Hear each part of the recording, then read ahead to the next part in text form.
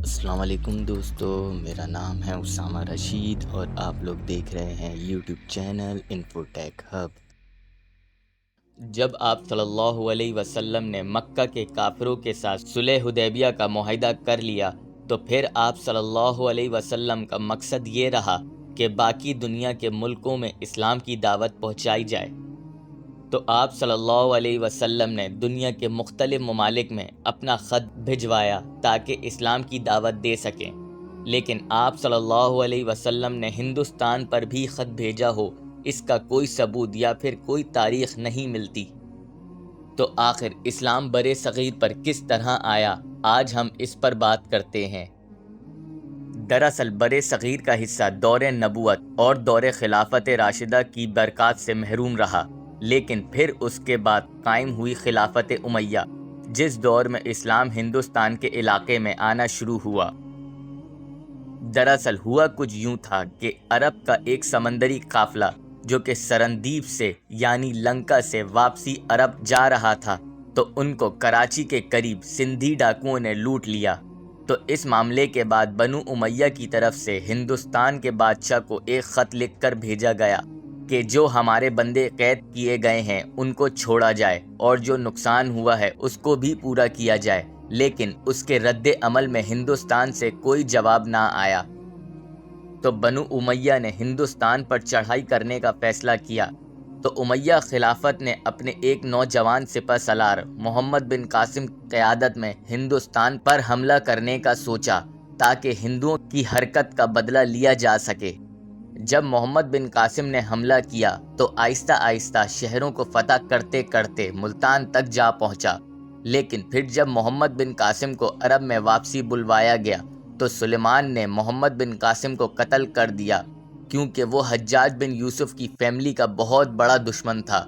تو اس طرح کچھ ٹائم کے لیے مسلمان واپسی عرب میں چلے گئے۔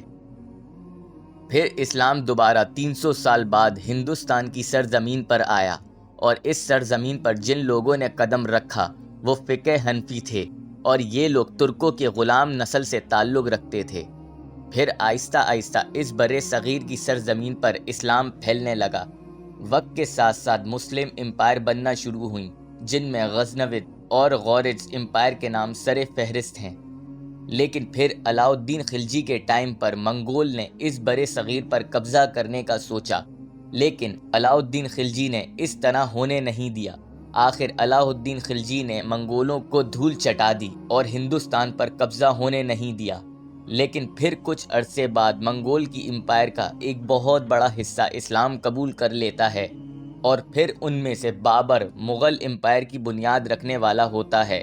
وہ ہندوستان پر پانی پت کی لڑائی کی جیت کے بعد ہندوستان کے بڑے حصے کا بادشاہ بن جاتا ہے، اور تقریباً پھر اس امپائر نے تقریباً 300 سال سے زیادہ ہندوستان پر حکومت کری، اور اس پوری دورانیہ میں مسلمانوں کی بنیاد کافی حد تک جڑ سے مضبوط ہو چکی تھیں۔ لیکن آخر جب یورپ ممالک ادھر ہندوستان میں آنے لگے تو انہوں نے سازشیں رچنا شروع کر دیں، اور ہندوؤں کو بھی مسلمانوں کے خلاف اور قوم پرستی کی سوچ ڈال کر آہستہ آہستہ مسلمانوں کی حکومت کمزور کرنا شروع کر دی۔ اور آخر بادشاہ بہادر شاہ ظفر کے دور میں انگریزوں نے مکمل طور پر حملہ کر کے اور بادشاہ بہادر شاہ ظفر کو جیل میں ڈال کر ہندوستان پر اپنا قبضہ کر لیا، اور پھر مسلمان آہستہ آہستہ کمزور ہونے لگے، اور پھر برِ صغیر کے مسلمانوں پر ہندو اور انگریز دونوں نے مل کر حکومت کرنا شروع کر دی۔